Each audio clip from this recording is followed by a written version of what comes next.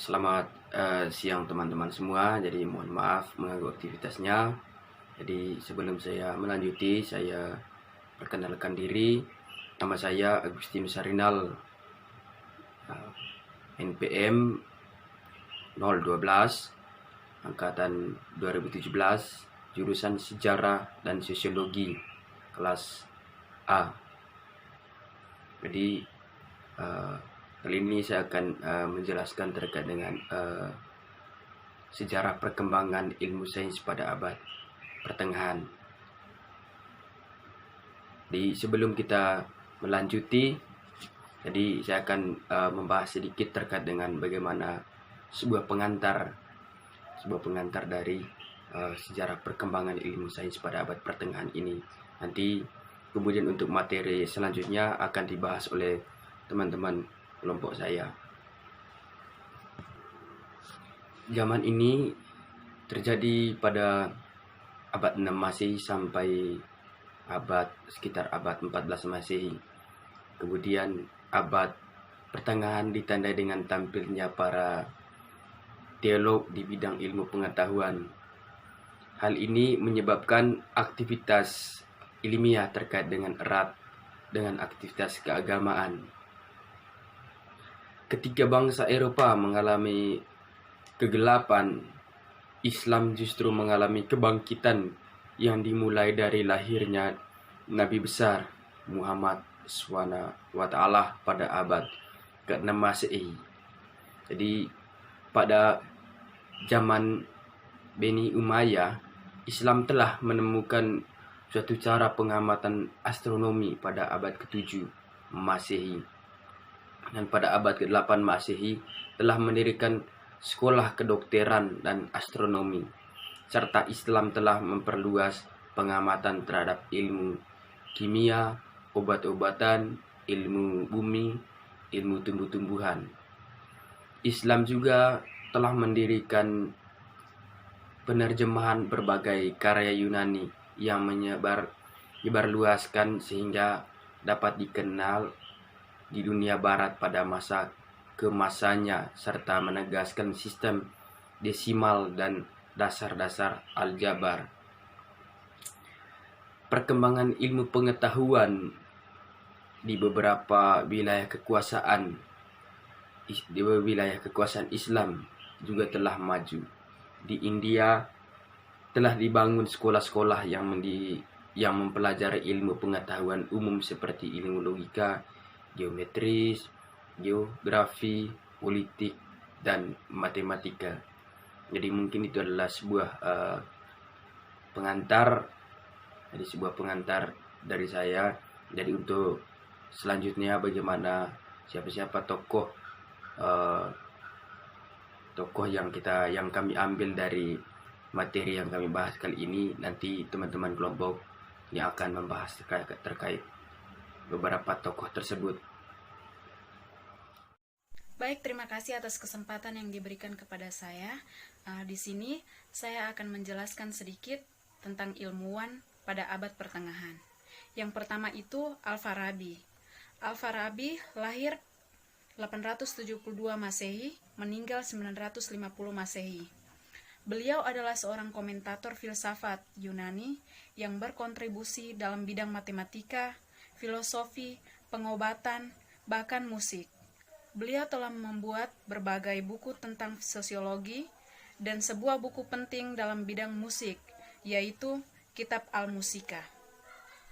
Selain itu, karyanya yang paling terkenal adalah Al-Madinah dan Al-Fadilah, atau Kota atau Negara Utama, yang membahas tentang pencapaian kebahagiaan melalui kehidupan politik dan hubungan antara rezim yang paling baik menurut pemahaman dengan hukum ilahian Islam.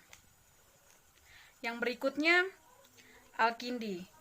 Al-Kindi mulai dari 801 Masehi sampai 873 Masehi.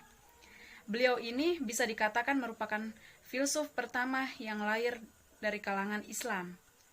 Al-Kindi menuliskan banyak karya dalam bidang geometri, astronomi, aritmatika, musik yang dibangunnya dari berbagai prinsip aritmatis. fisika, medis, psikologi, meteorologi, dan politik. Berikut adalah Al-Ghazali. Beliau adalah seorang filsuf dan teolog Muslim dari Persia. Karya beliau berupa kitab-kitab antara lain kitab Al-Muqiddi, Min Ad-Halal, Al-Risalah, Al-Qadisiyah, dan Mizan Al-Aimal. Halo teman-teman, perkenalkan nama saya Florentianus Farlianudin. Saya materi kedua dari kelompok 3. Saya akan menjelaskan tentang tokoh-tokoh sains pada abad pertengahan. Yang pertama, Al-Kindi. Al-Kindi adalah filsafat berbangsa Arab. Dia lahir pada tahun 801 Masehi dan meninggal pada tahun 873 Masehi. Dia adalah seorang filsuf yang pertama di kalangan Islam. Secara etnis, Al-Kindi lahir dari suku Kindah, suku besar di daerah Jaziriyah Arab Selatan. Semasa hidupnya, Al-Kindi telah menulis banyak karya di berbagai bidang. Yang pertama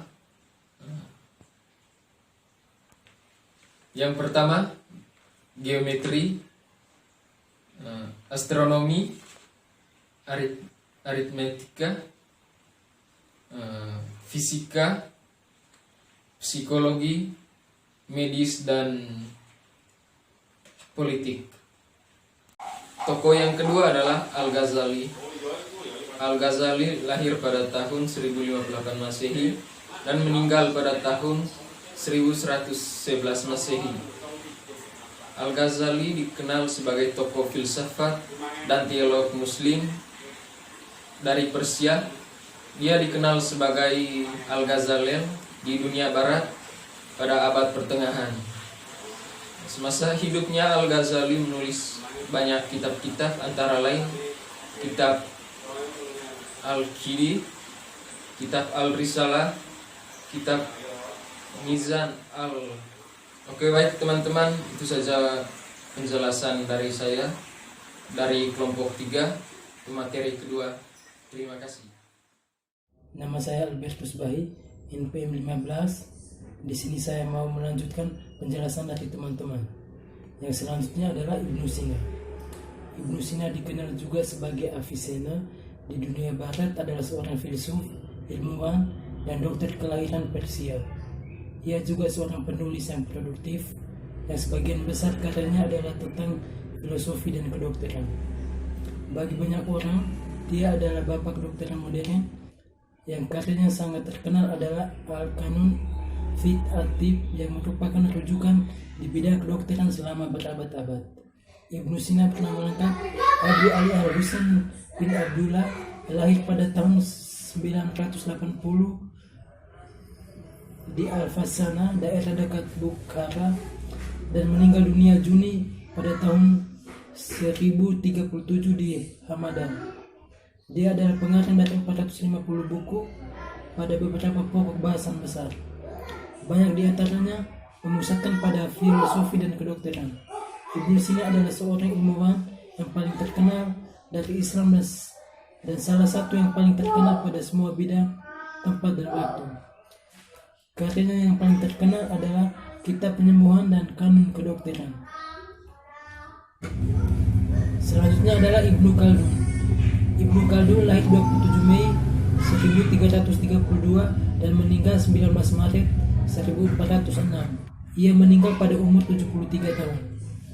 Ibnu Khaldun adalah seorang sarjanawan Muslim dan ia sering disebut sebagai bapak pendiri ilmu historiografi, sosiologi, dan ekonomi. Ibnu Khaldun juga dikenal sebagai sejarawan dan bapak sosiologi Islam yang hafal Al-Quran sejak usia dini. Sebagai ahli politik Islam, ia pun dikenal sebagai bapak ekonomi Islam karena pemikiran-pemikirannya tentang teori ekonomi yang logis dan realistis jauh telah dikemukakannya sebelum Adam Smith dan David Ricardo. Bahkan ketika masuk usia remaja, tulisan-tulisannya sudah menyebar kemana-mana. Tulisan dan pemikiran Ibnu Khaldun terlahir karena studinya yang sangat dalam, pengamatan terhadap berbagai masyarakat yang dikenalnya, dengan ilmu dan pengetahuannya yang sangat luas. Dari beberapa topik yang dibahas oleh teman-teman kelompok tadi, di sini saya dapat disimpulkan bahwa pengetahuan akal dan intelektual merupakan suatu dorongan intrinsik dan intern dalam ajaran Islam. Pada masa dahululah Abbasiyah atau terjadi pada 750 sampai 1258 Masehi, masa kemasan Islam dalam bidang ilmu dan pengetahuan.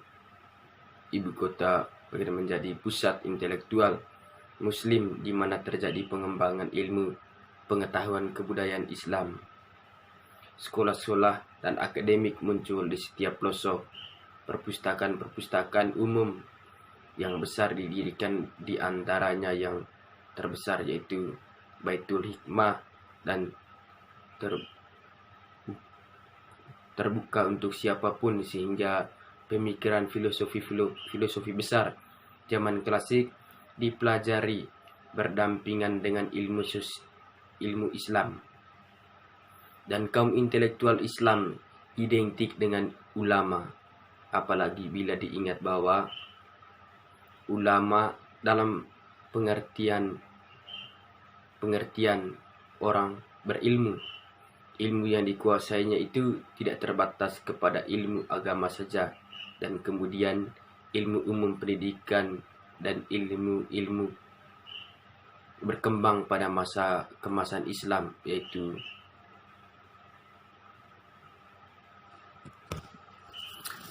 masuknya ilmu akal, timbulnya sekolah-sekolah, munculnya pikiran-pikiran pendidikan unik, dan masuknya ilmu sains. Dan waktu banyak sekali ilmuwan-ilmuwan Islam yang muncul, di antaranya Imam Malik, Ibnu Hanafri, Imam Asyarifi, dan Imam Ibnu Hambal dalam bidang hukum, teologi, dan beberapa ilmuwan-ilmuwan lainnya yang hadir di dalam bidang pengetahuan.